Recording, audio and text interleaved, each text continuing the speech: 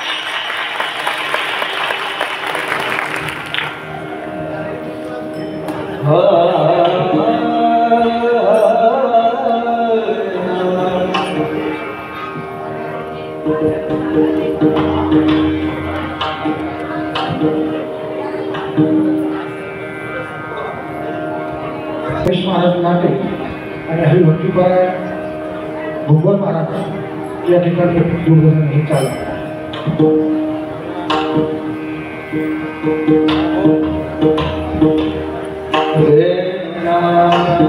Hey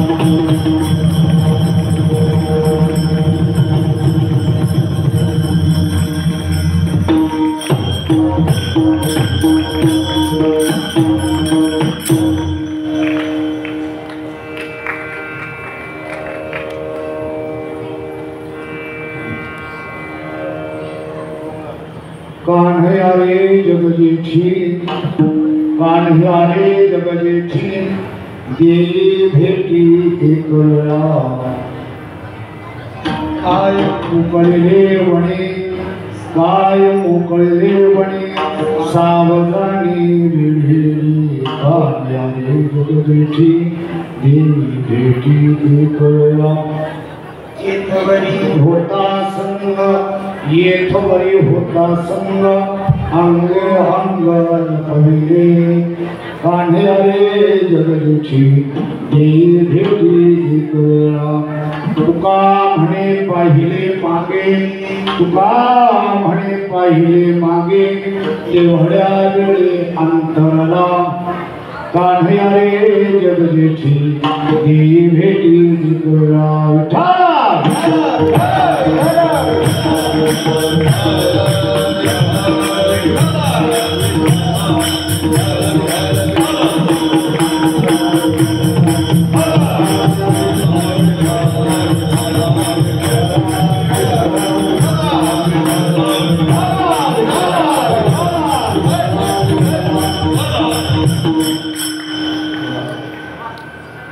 आपण 8:30ला चित्र चालू करायला पाहिजे होतं, म्हणजे आपण व्यवस्थित चिंतन करू शकतो असतो. थोडस पुढे सरका. आज कसं माहिती आहे का, जास्तीत जास्त प्रेम दाखवायचं तुम्ही एक दुसऱ्या मांडीवर घेऊन बसलं तरी चालेल. विठाला विठाला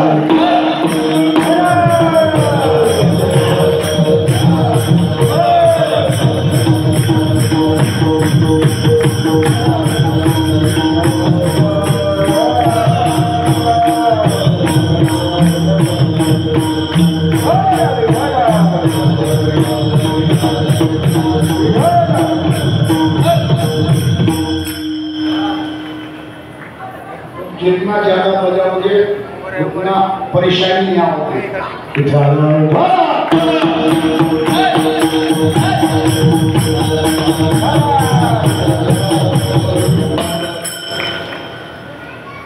ओम नमो जयादेवी प्रतिपाद्या देवी सुसंगत्यात्मरूपा देवा तुझे गणेश सकलात्मके प्रकाशो मणे निवृत्तिदासो अवधारी रोजे जयांचे इलिया स्मरण होय सकल विद्येची अधिकरण ते जीवंतो श्रीचरण श्री गुरूंचे ते नमस्कारोण्याता आता माझा भावा अंतराय नको पडो रे देवा आले भागाते करीतो रे तुझेच नाम मी उच्चारितो दृढ माझे मन आता बांधावे राखून तुका म्हणे वाटे आता नको फुटू देऊ फाटे पंढरीच्या देव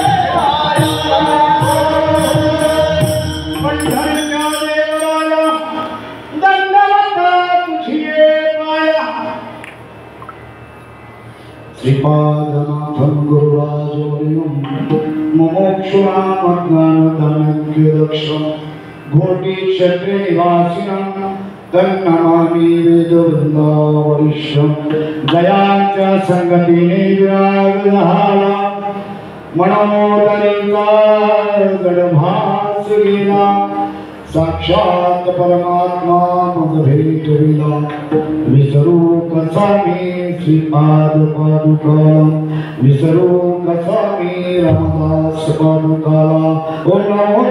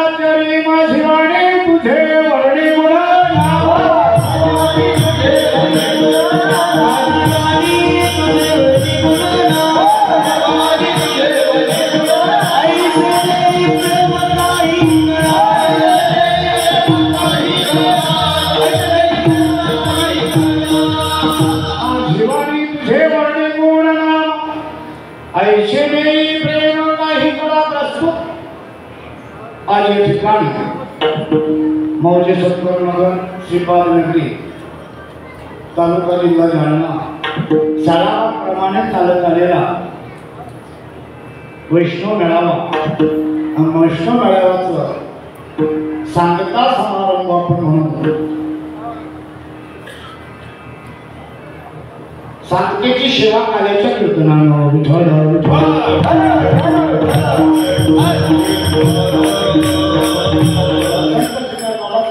बाबा नारायण बाबा माने बाबा इथल्या आपल्या मालिकेच्या अनुसार मालिका कोणाला सांगायची गरज नाही आणि ज्याला मालिकाच पाठ नाही त्याला आनंद संपन्नात राहण्याचा सुद्धा अधिकार नाही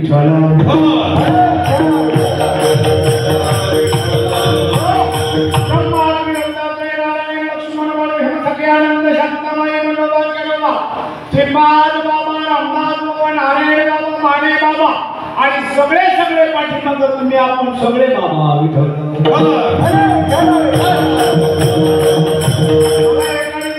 तुम्ही तुमच्या नावाच्या पाठीमाग बाबा काय मी सांगितलं मी श्रीपाद बाबाच आहे आणि श्रीपाद बाबांनी आम्हाला संतांचे प्रमाण देऊन सांगितलं आपण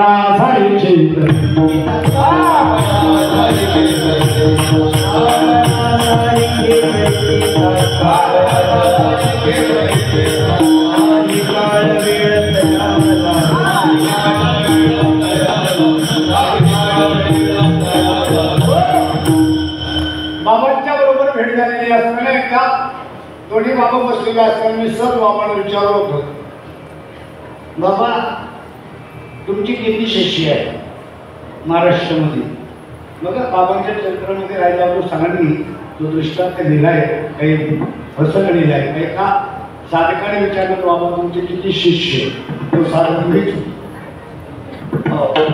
त्यावेळेला बाबांनी सांगितलं मीच एक डबडे माझे कसले शिष्य आहे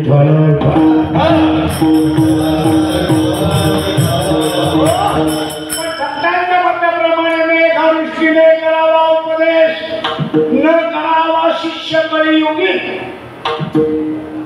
उपदेश करताना वेग दृष्टीने करावा वेग दृष्टीने म्हणजे पाऊस पडताना पाहत नाही कुठला हागंदारी शेत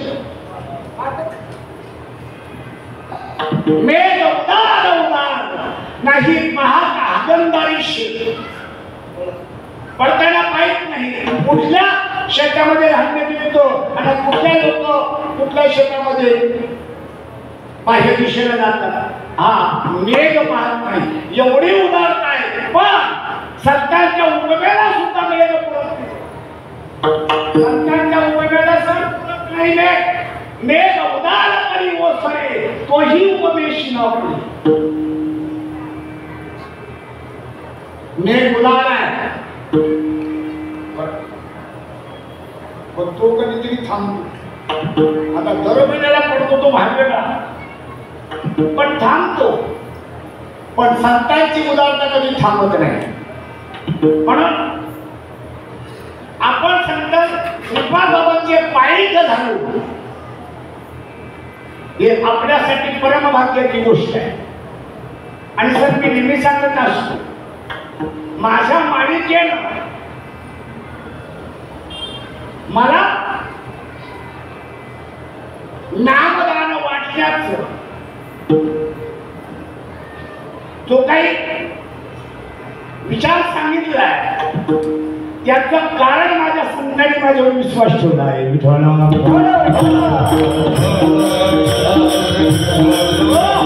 आपण संतांच्या विश्वासाला पात्र ठरवू पाहिजे आणि एक गोष्ट नेहमी लक्षात घ्यायची ज्याचा स्वतःवर विश्वास नाही तो कोणावरच विश्वास ठेवत नाही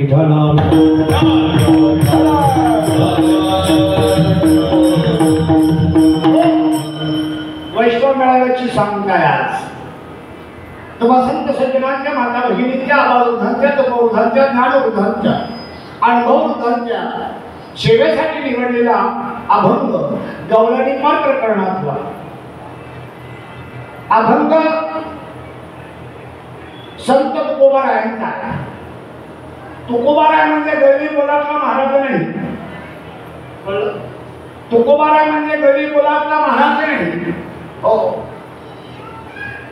नव्हे वैराग्य सोपे वैराग्याच्या गोष्टी ऐकता येतात बोलता येतात पण तुकोबारायसारखं वैराग्य नाही तुमच्या आमच्याकडं आता ऐसे को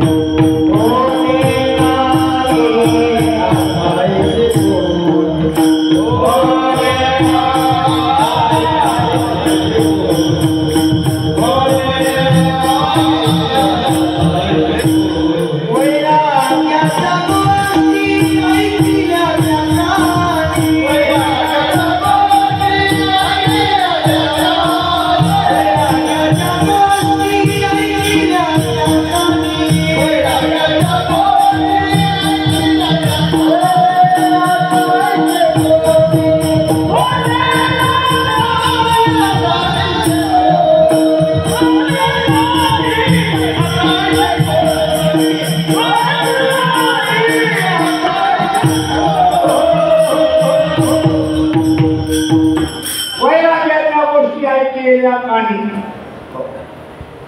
आता असे कोणी होणे नाही. मला एक अभंग माझा आवडीचा. चित्री सूर्यबिंब काढो येईल चांग प्रकाशाचे अंग दाविता नाही.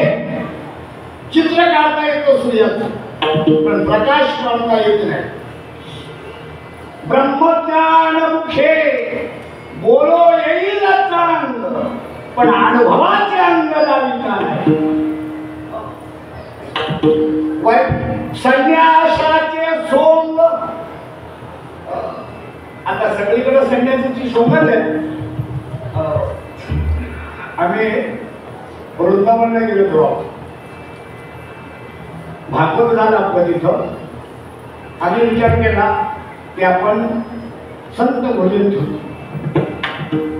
पण आम्हाला जे संत लागले भोजनाला ते तापट सुनतो.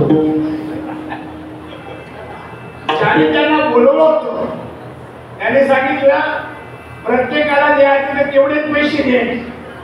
एकाला जरी कळालं तर याला 10 रुपये जास्त दिले तिथं मारामारी करतो.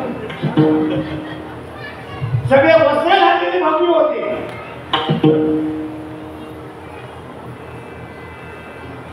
संन्यासाचे सोंग धन्यवाद घेवो येईल चांग वैराग्याचे अंग दाविताने. पण हे सगळं घडू शकतं. ज्ञानदेव म्हणे गुरु कृपा चांग आणि तरी ते हे वर्ण येईल.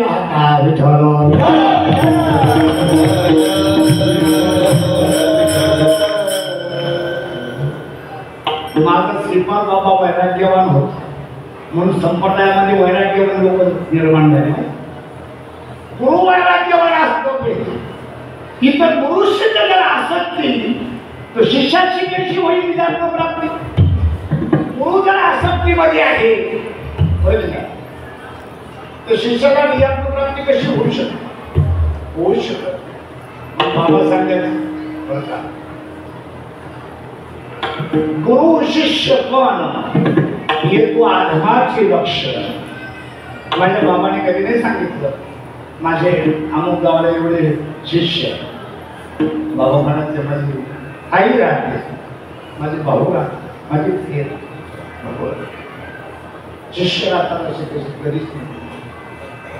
आणि त्याचं कारण बाबाने एक वेळा मला सांगितलं महाराज ज्या दिवशी ना गुरुला शिष्यामध्ये भगवंत दिसेल नवे शिष्यामध्ये त्याचा गुरु दिसेल त्या दिवशी तो गुरुपदाला लायक झाला.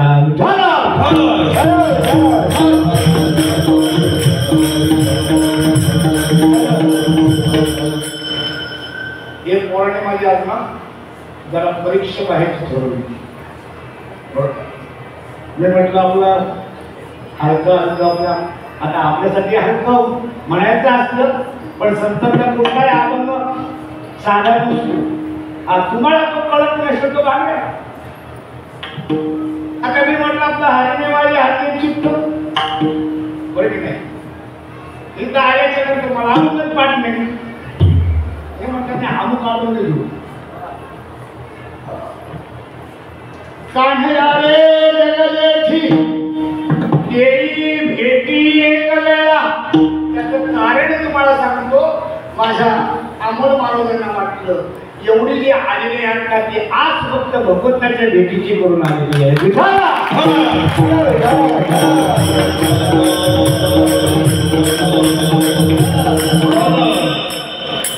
जीवनामध्ये कोणीतरी असा भेटावा का तो भगवंताच्या दारापर्यंत वेळे त्या चरणापर्यंत नेऊन सोडेल. ऐशियाचा पदर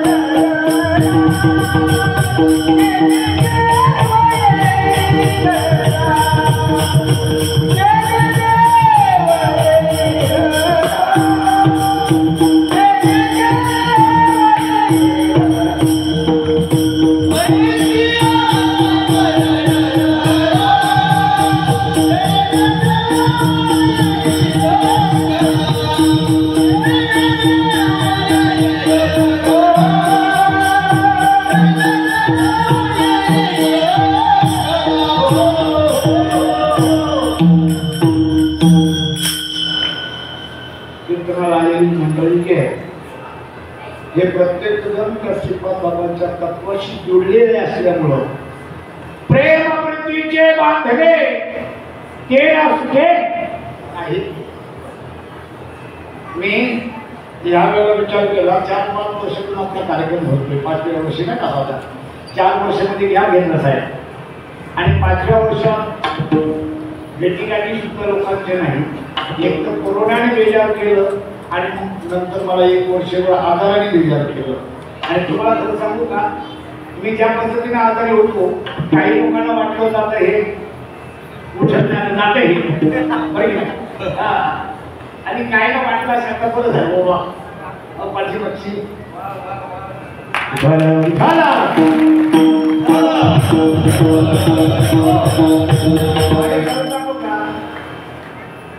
मी आजारी पडलो त्याचा आनंद जास्त माझ्या बायकोला झाला. तिला जास्त आनंद झाला. तिला वाटलं बरं झालं आजारी पडलं म्हणून कमीत कमी 6 महिने घरात तरी झोप. तिला जास्त आनंद झाला की कधी पण ना मी इकडं कोणत होतो तरी पण तिकडे हसायची. बरोबर नाही. तिला सांगितलं मला केले कर्म घालून डॉक्टरनी सुद्धा सांगितलं हे तुमच्या कर्माचे फळ आहे, ते तुम्ही भोगताय. आणि वस्तुस्थिती तुम्हाला सांगतो, तुम्ही काय आहात याला म्हणतो नाही, फक्त एकच माझ्या श्रीपाद बाबाच्या तत्वाशी जुडलेले एवढे साधक आहेत ना, ज्यांच्यापर्यंत निरोप गेला होता बाबा आजारी आहे, त्यांची दुआ होती भगवंताकडं आमच्या बाबाला लवकर परिणाम आहे, त्या आशीर्वादाचा परिणाम आहे की आज मी तुमच्या समोर उभा आहे.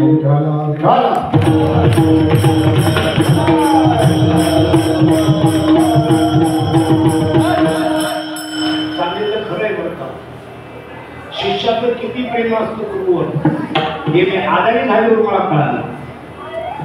वस्तुस्थिती आहे. तत्वावर तोपर्यंत प्रेम नाही का तोपर्यंत गुरुच्या ध्यानाचा सुद्धा विशेष मूल्य वाटत नाही शिष्याला. हे कधी पण लक्षात पहिलं तत्व कळलं पाहिजे. आणि बाबा म्हणायचे तो तत्वाशी निगडीत झालेला जो साधक आहे त्या गुरुच्या मूर्तीकडे तो त्या रूपानं पाहत असतो. आणि त्याच्याकडे जाऊन सांगितलं गुरुशी मनुष्य बुद्धी पाहो नयनात शुद्धी. गुरुला मनुष्य बुद्धीनं पाहणारा शिष्य करंटा.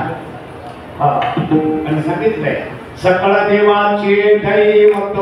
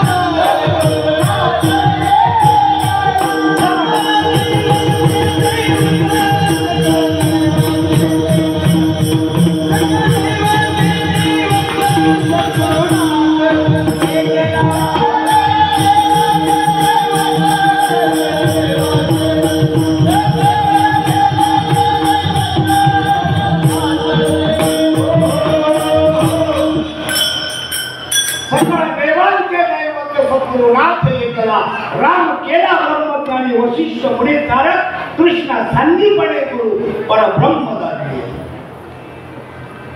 कारण हे माझ्या श्रीपाद बाबांना ज्या वेळेला पहिल्यांदा पाहिलं राजस्व सुकुमार म्हटलं मला त्या दिवशी असं वाटलं होतं या जगातला सगळ्यात सुंदर पुरुष माझा बाबा. त्या जगातला सगळ्यात सुंदर पुरुष माझा बाबा आहे. सांगितले राजा कुमार मदनाचा पुतळा रवी शशी कळा लोकलिया. देवाचं स्वरूप आम्ही पाहिले नाही. आमचा काकडाच पेटला नव्हता. आम्हाला कसं कळेल की पण बाबाला पाहिल्याच्या नंतर वाटलं. पण मनामध्ये एक शंका आली. जसं तरी दिसणारं खाणार कसं तरी चालत आहे, पण कसं काय महाराष्ट्र ह्या माणसाच्या नादी लागलाय अशी शंका मनामध्ये आली. पण ज्या दिवशी लावून हात पुरवायला त्या दिवशी मला एक ठिकाणी मला कुठेतरी कीर्तन कारण कीर्तनातून ऐकलं तुकोबा सदैव वैकुंठाला गेले. त्याचं कारण असं होतं कसं तुकोबारायांचं शरीर कधीच महाभूताचं नव्हतंच आणि माझ्या बाबांचं फक्त शरीर दिसायला अत्यंत महाभूताचं होतं पण असताना पूर्ण चैतन्याचा गाभा. तुम्हाला मी आठवण सांगेन किती लोकांना माहिती मला माहिती नाही. मला माझ्या एका गुरुबद्दल सांगितलं होतं बाबांना घेऊन कधी मोटरसायकलवर जाऊ नका. बाबांना घेऊन कधी मोटरसायकलवर जाऊ नका. बाबा जर मोटरसायकलवर बसलेले असले तर तुमची कधीही अवस्था होऊ शकते गाडी कुठेही पडली होऊ शकते. त्याचं कारण आता आमच्या कीर्तनामध्ये लोकांना अवस्था करावी लागते का होते पाहिजे. पण माझ्या श्रीपादाबाचे कीर्तन चालू असताना बाबा फक्त असं केल्याबरोबर जशी ती कबूतर अशी मोडतात ना तसे लोक उडायचे 10 फूट उडायचे. साधी गोष्ट नाही कारण आणि साधा स्टो आहे आणि बाबा भट्टी होते.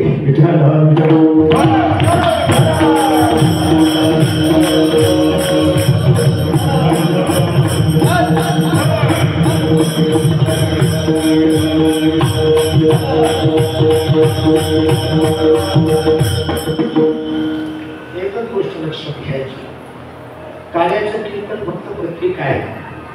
काळा हे फक्त प्रतीक आहे. कशासाठी की काळाच्या कीर्तनाला जायचं प्रसाद घ्यायचा हे तुमचं प्रतीक आहे. काळा म्हणजे ज्या दिवशी संतांच्या कृपेनं आपलं ईश्वराशी संबंध जोडून घेतला, ज्या दिवशी ईश्वराचं आपलं नवे जीवाचं शिवाशी ज्या दिवशी ऐक्य घडलं त्या दिवशी त्या जीवाचा काळा त्याच वेळेला झालेला आहे.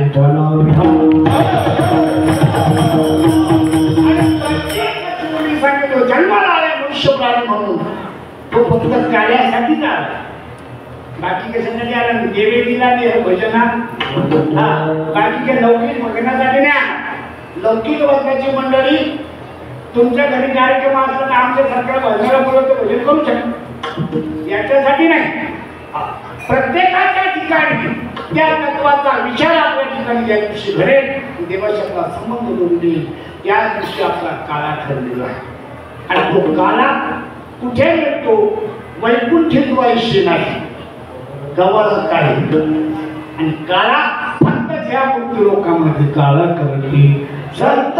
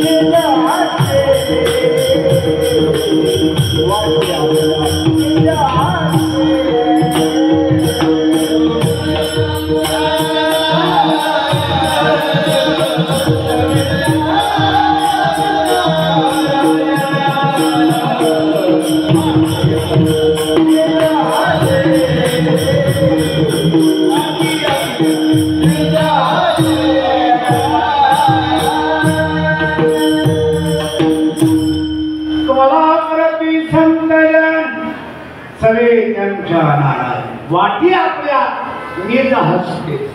खऱ्या अर्थानं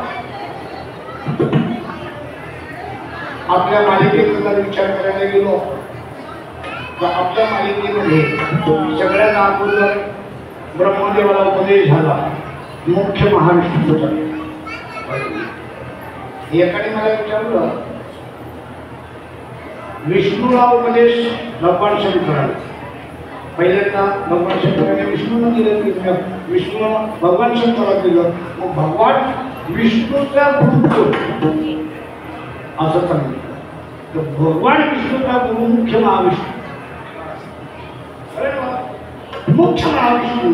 कारण मुख्य महाविष्णूचं अधिष्ठान असं आहे का सगळं तिथून आलं. आणि त्याच्या परिसरातून सांगायचं भगवान शंकर आणि भगवान विष्णू हे वेगळे थोडेच आहेत. एकाचे हृदय आणि गोडी साखर याचे ठरे. एकच विचारवंतांनी सुंदर विषय मांडला. त्याने सांगितलं आदिनाथ गुरु सकळ सिद्धांत मचित्रदायक मुख्य शिष्य मचित्र आणि गोडगोड शिष्याला परोक्ष वळवा गहिनी प्रसादे निवृत्ती दातार आणि ज्ञानदेवा साधू. आदिनाथ गुरु सकळ सिद्धांत आणि मचित्रदायक मुख्य शिष्य. मग त्या मचित्राने गोरक्षला केला. गोरक्ष गहिनीकडे गेले. गहिनीला तत्व दिलं. गहिनीला निवृत्ती दादाला दिलं आणि निवृत्ती दादाने माऊलीला दिलं. आणि माऊलीच्या पुढे आपण सगळं नंतर मग विचार त्या विचारांसाठी असा म्हणला की नक्की कोण कोणाचा गुरु? विष्णूचा गुरु शंकर का शंकराचा गुरु विष्णू आहे ना. त्या मालिका अशी सांगते मुख्य महाविष्णूला दिलेलं ते तत्व ज्या वेळेला भगवान शंकरांच्याकडून पार्वती कुशे शिव शंभा तुम्ही भजन कुणाचे करता माझा चंदा ते तत्व याला पार्वती मातेला देण्याची वेळ आली. आणि ते दिलं कुठं? क्षीर सिंधू परिसरी शक्तीच्या कर्ण पोहरी नेनोक्य त्रिपुरारी सांगितलेले माऊली म्हणतात. माता भवानीच्या कानामध्ये भगवान शंकरांनी काय सांगितलं मला माहित नाही. माऊलीचं शब्द कसे भगवान शंकरांनी माता भवानीच्या कानामध्ये काय सांगितलं श्रीशक्तीच्या परिसरामध्ये मला माहिती नाही. पण माझा दृढ विश्वास आहे परंपरेनं ते माझ्या निवृत्ती दादांपर्यंत आलं. आणि ते निवृत्ती दादाने मला जे सांगितलं तेच सांगितलेलं असलं पाहिजे पार्वती माता. आणि मग मुख्य शिष्य झाला मच्छिंद्रनाथ. मच्छिंद्रनाथ भगवान विष्णू का त्या मच्छीच्या पोटामध्ये येऊन लपले? कशासाठी लपलेले असतील? आमच्या गावातला एक माणूस आहे तो त्याला जर आपला संपर्क आवडायचं नाही. मग आपले लहान लहान लेकर ना त्याला विचारतो काय नाव आहे तुमच्या बाबाचं? काय नाही त्याला विचारायचं. आता चोर नाही का होईल आणि त्याने सांगितलं लहान त्यांनी सांगू आणि घरी जाऊन आठवड्यात फोटो करायला लागला. ते कसं होईल? सद्गुरु कृपेची आग पहिले पेटलेली पाहिजे मग त्या व्यवहार भागणी होईल. तशी कशी? आणि मग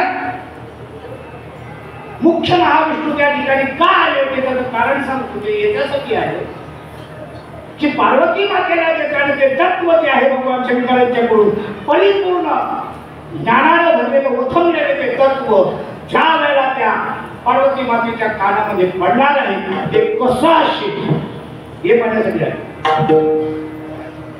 आणि पण लग्न आहे मच्छीच्या पोटामध्ये आमच्याला समोर आले त्यावेळेला सांगितलं का लग्न आहे आधीच झालं उद्धर यात करू नये हे गुह्य प्रगट मोडेल भक्तीची वाट संत जनकोपती.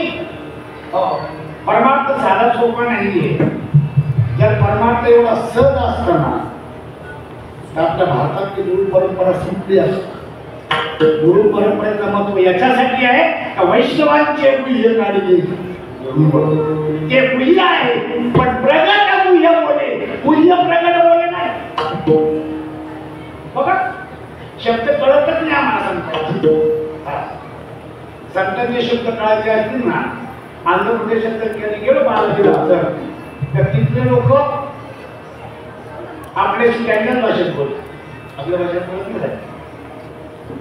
आता ती भाषा जर समजून घ्यायची असेल 6 महिने वर्षी त्यांनी घरी काढायला गावामध्ये तसे संतांची भाषा करण्यासाठी संतांच्या गावात जाऊ लागतं. आणि संतांच्या गावात येतो तर मग कळतं. मला तुकोबारायांचा अनुभव आठवतो.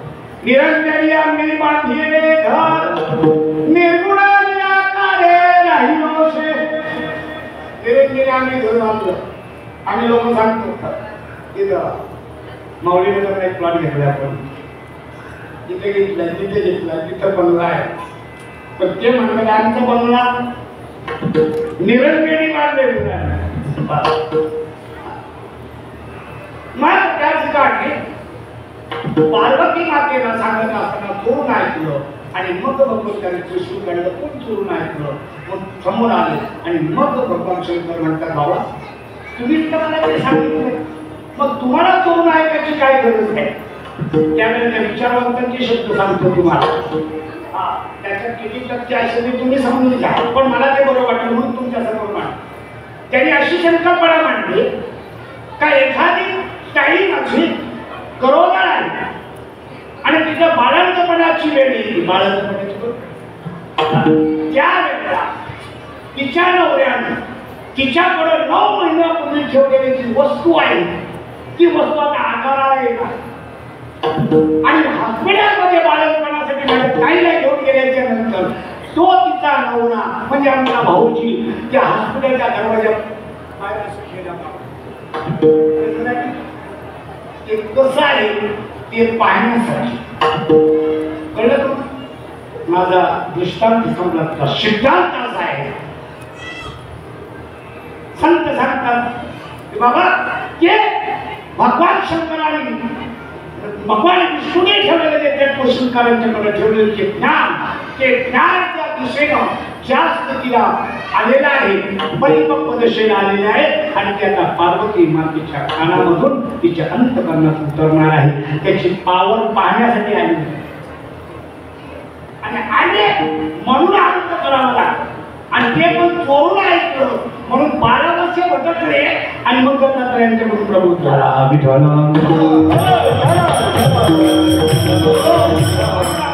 संप्रदायाची मंडळी एक बाजूला भगवान शंकरांचा फोटो एक बाजूला दत्तात्रयांचा फोटो ठेवतात मग आपल्याला काय धाड म्हणजे का आपल्याला दत्तात्रयांचं काय आणि शंकरांची काय अशी काय हे काय आणि त्या पद्धतीनं ती वस्तुस्थिती झाली आणि त्यावेळेला भगवान विष्णूने त्या दिवशी प्रतिज्ञा करून सांगितली गुरुदेवा भगवंता हे ज्ञान ज्यावेळेला मी सांगेल कोणाला त्यावेळेला फक्त तुमच्या सानिध्यातच सांगेल तुम्हाला लपून कधीच सांगणार मग अर्जुनाला गीता सांगितली ध्वजस्तंभावरील वानरो तो मूर्तिमंत शंकरो सारथी सारंग धर्म अर्जुनेशी त्याच्या समोर सांगितलं नेवाशाला गीता सांगितली सदाशिवाचा अवतार माझा निवृत्ती आणि माझ्या श्रीपाद बाबांनी जेव्हा नाव घेतलं तेव्हा एवढंच सांगितलं भाऊ हे माझ्या केरुवा बाबांचा आहे तो लक्ष ठेवा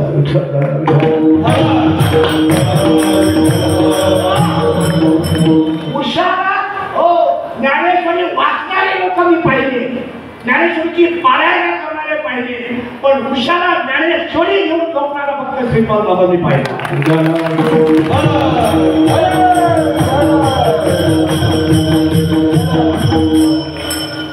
आणि त्या तत्वाचा बोध ज्यावेळेला जीवाला होतोय सांगितलं बऱ्याच लोकांचा असा गैरसमज आहे संप्रदाय वेगवेगळे असतात नाही एकच संप्रदाय मुख्य महाविष्णू चैतन्याची मूळ संप्रदाय फळत घेऊया पण निरोबारायांच्याकडं 40 संप्रदायाचा विषय एक अनुग्रहाची पद्धत एक मंत्र देण्याची प्रक्रिया एक पण निरोबारायांच्या नंतर काळोविणी विष केला मृताचा नाश निरोबारायांच्या नंतर परंपरा बाजूला पडली आणि मग ज्याने त्याने मतांचा गळबळा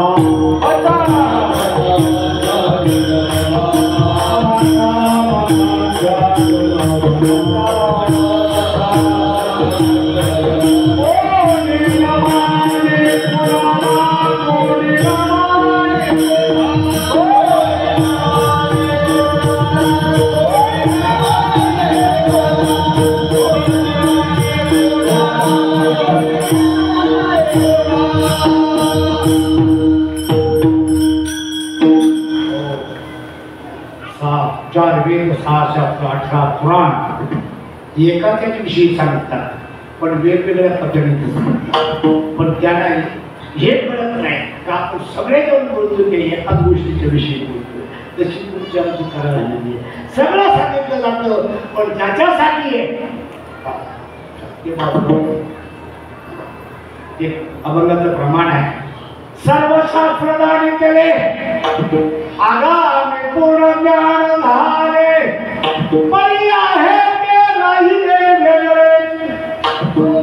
आत्माचं सगळं ज्ञान झालं, बरोबर सगळं झालंय, पण करायचं ते राहिलं. आणि त्याच्यासाठी ज्ञानोबा आले दिले निगम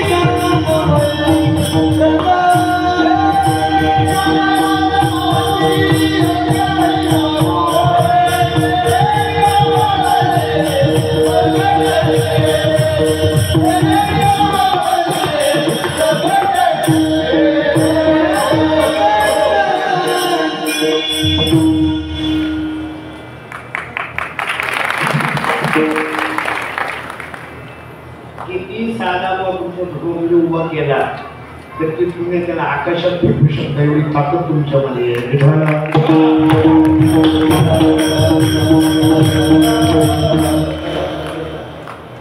तुम्ही क्रिएटर आहात, क्रिएटर नाही.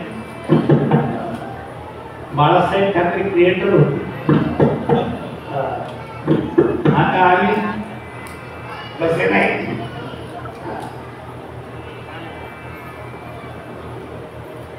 कधी गोष्ट लक्षात घ्यायची, आपण एवढे मागल्याचे एवढे मागल्याचे एवढे मागल्याचे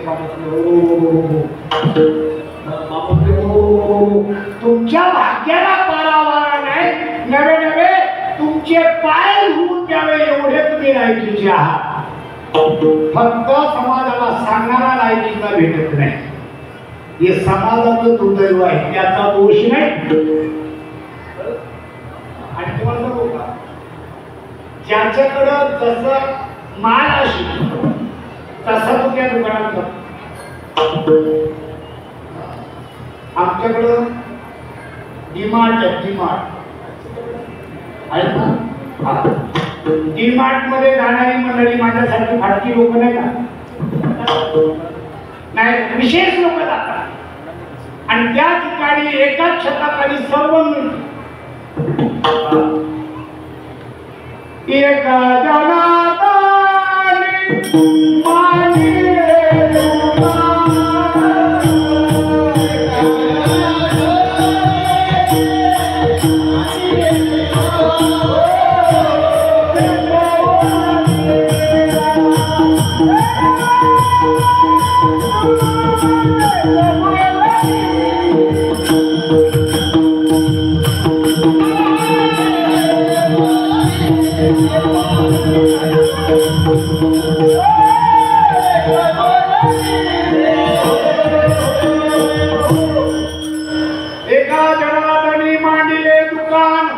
एको बोलावी न सर्व वस्तू. संतांच्या दुकानी बंद झाल्या. संतांच्या दुकानामध्ये सर्व वस्तू मिळते. सर्व म्हणजे ज्याच्यानं सर्व सुखाची प्राप्ती होते त्याला सर्व वस्तू म्हणतात. सर्व सुख येत नामाही. एक नामदारी बाकी सर्व दुकानदारी. फक्त नामाने करता येईल. प्रत्येकाच्या बाबाने कीर्तन केलं. मी म्हणे दगडातला दगडातला साधक सुद्धा रात्री बाहेर पडला असेल आणि जो नसल पडला तो उपदोनी करणं. कारण भाग्यवान आपण आहोत. फक्त एवढंच आहे आपल्याला आपण भाग्यवानाची कळलं पाहिजे. आपण भाग्य आहोत ना हे आपल्याला कळलं पाहिजे. मला हे सांगायचं त्या मालमध्ये आम्ही गेलो ना त्या मॉलमध्ये जाणारा ज्याच्याकडे माल आहे तुझा,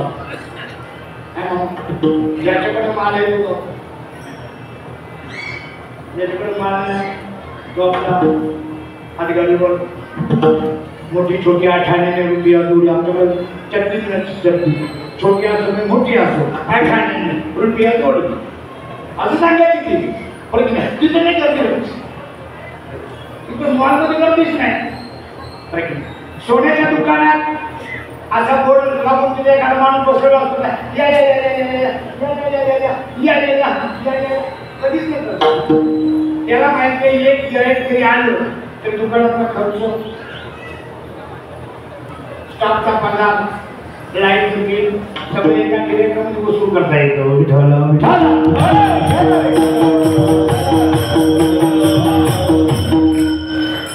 त्याने दुकानात भरपूर गर्दी.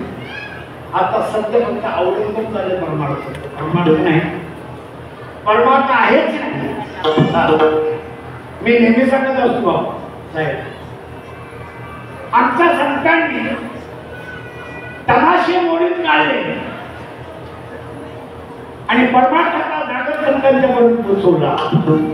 आम्ही सध्या कीर्तनामध्ये तमाशा आणलाय.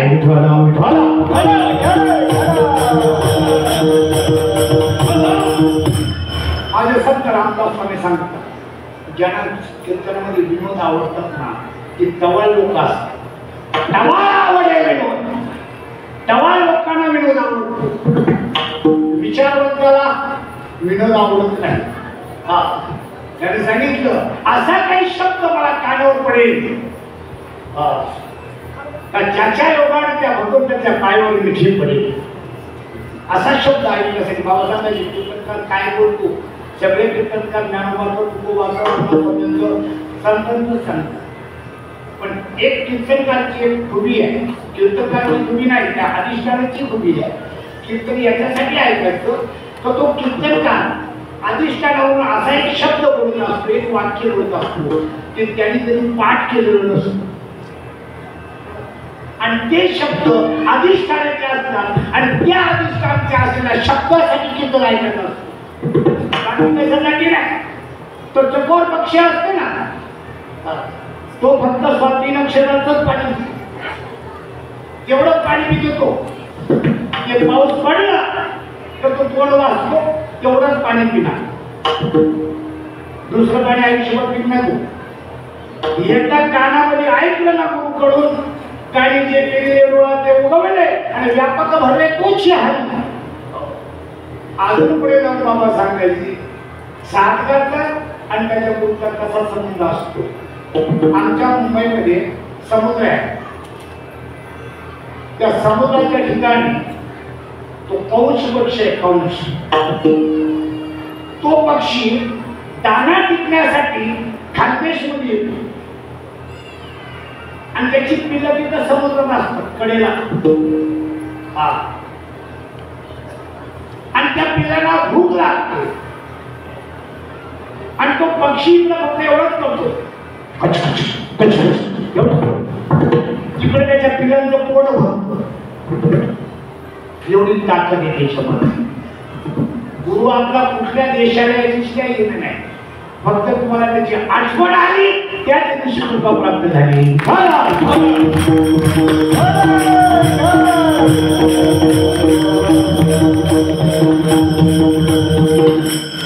म्हणून मला हे सांगायचं आहे, वस्तू मिळते एकाच ठिकाणी पण पैसा पाहिजे. गरिबाला नाही मिळत, भिकाऱ्याला ते मिळत नाही.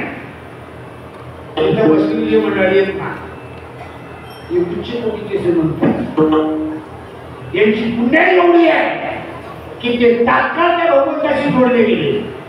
बाबा सांगायचे परमार्थामध्ये मोठी मोठी ढेंड आहे, पण अजून शेताच्या बांधावर पण आलेले नाही, अजून जंगलातच भटकतात. एक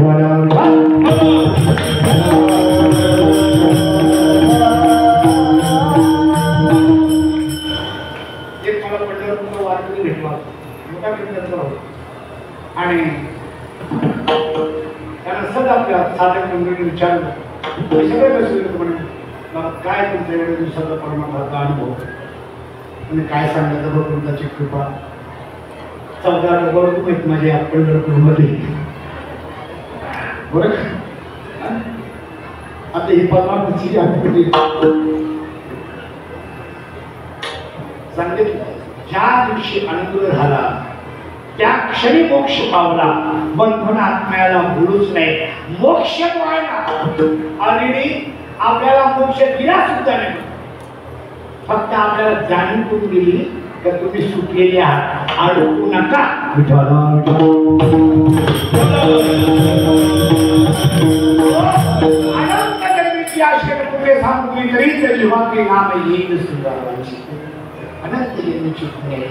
आणि म्हणून तिथं आम्हाला सांगितलं हरिमठामध्ये की बाबा उद्धवा लागला कृष्ण जाता जाता जाताने जाताने जाता जाता तो तर जाताच नाही त्याच्याबद्दल वाद नाही पण तो जाता जाता प्राप्त झाला तिचं धानाला जाताना उद्धवाला सांगितलं उद्धवा हे ज्ञान तुला मी देतो जीवनामध्ये एकच असं ज्ञान आहे का ते ज्ञान प्राप्त झाल्याच्या नंतर जीवाला कुठल्याही ज्ञानाची गरज पडत नाही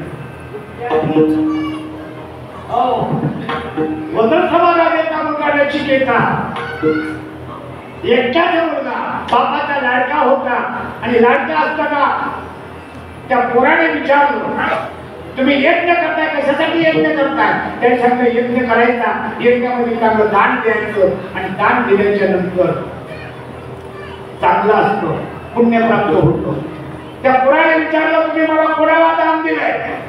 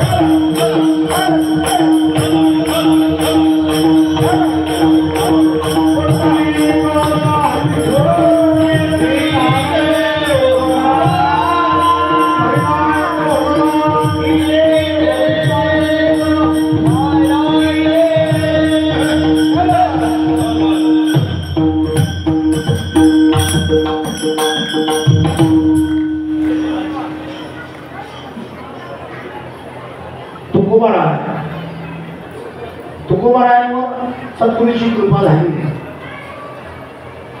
तळमळ लागली तुकोबारायांना. जीवना वेगळी मासुरी तैसा तुका तळमळ.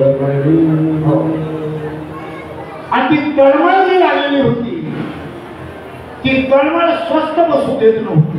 परमार्थ केला. फक्त 23 वर्ष परमार्थ केलं तुकोबारायांनी. 20व्या वर्षी माळ घातली तुकोबारायांनी. 20व्या वर्षी माळ घातली. 43व्या वर्षी सगळे कुठाला गेले. फक्त 23 वर्षाचा परमार्थ. 23 वर्षाच्या परमार्थामध्ये महाराज झाले, टाळकरी झाले, माळकरी झाले, महाराज झाले, गुरु झाले. आणि 23 वर्षाच्या काळामध्ये दोन लग्न करून पण पोरोबाळाचा जन्माला घालून सुद्धा जेव्हा गुरु झाले.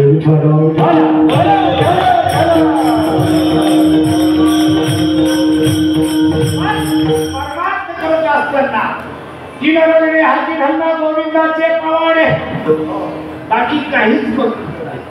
आणि ते करत असताना एका सांगितलं एका जन्माची पुण्याई नव्हती, अनंत जन्माची पुण्याई. आणि एकट्याची नव्हती, अख्ख्या खानदानाची पुण्याई. बघा जरी आपण म्हटलं ना संतांचे मी आपले नव्हती ते संत, तरी सुद्धा तुकोबारायांच्या घरातले सगळे संत वंश परंपरा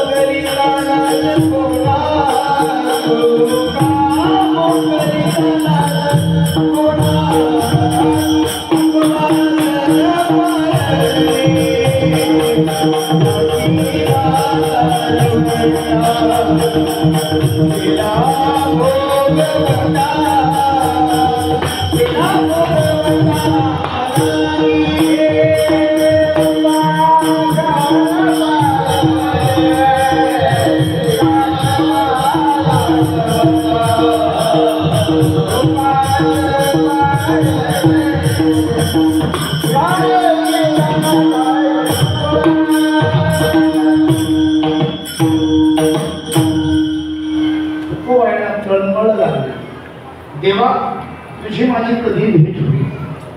जो संतांनी देव सांगितलं तुकोबारायांचा गाथा आपण योग्य प्रमाणे हाताळला. तुकोबारायांच्या प्रत्येक अभंगाची छाप आहे.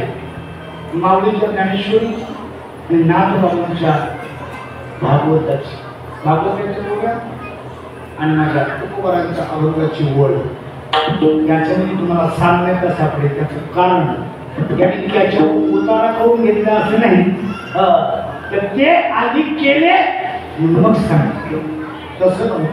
आणि मग अभंगवाणी लिहित असताना तुकोबारायांची तळमळ होती की बाबा मी हे सगळं करतोय पण अजून मला काही तो अनुभव नाही. त्या अनुभवाचा विषय घेत नाही आणि त्या तळमळून त्याला तो अभंग निर्माण झाला आणि त्या अभंगाच्या पहिल्या चरणात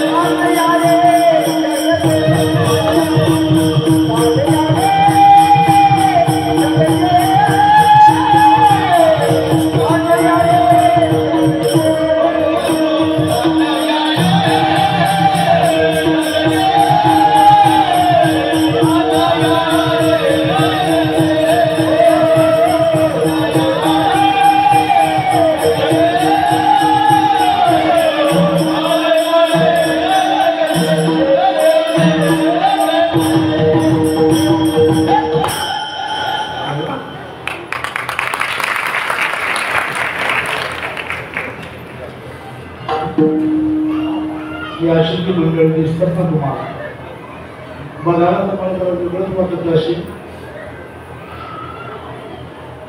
सगळेच लग्न करतात पण भाग्यवान पाहिलं एवढं प्रेम मिळतं.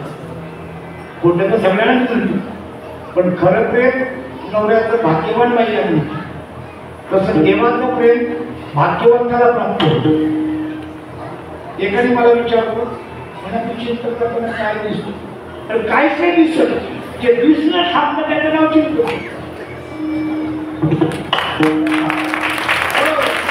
दिसणं थांबणं आहे. मी त्याला म्हणत परमार्थ झाला कशावरून झाला काहीच उरलं नाही हो. तुका म्हणे हरी काही उरवण्याची उरली इच्छा नाही काहीच नाही. काम नाही काम नाही काम म्हणजे काम ना इच्छा झालो पाहिजे कामा काहीच शिल्लक न राहिलं म्हणजे परमार्थ झाला. जोपर्यंत काही इच्छा बाकी आहे तोपर्यंत परमार्थ झालेला नाही. गोष्ट ध्यानात घ्यायची. परमार्थ म्हणजे स्वप्न. परमार्थ म्हणजे स्वप्न संसारातल्या गोष्टीची जी आस आहे ती ज्या दिवशी संपली आणि एकत्र असू राहिली तो माझा भावा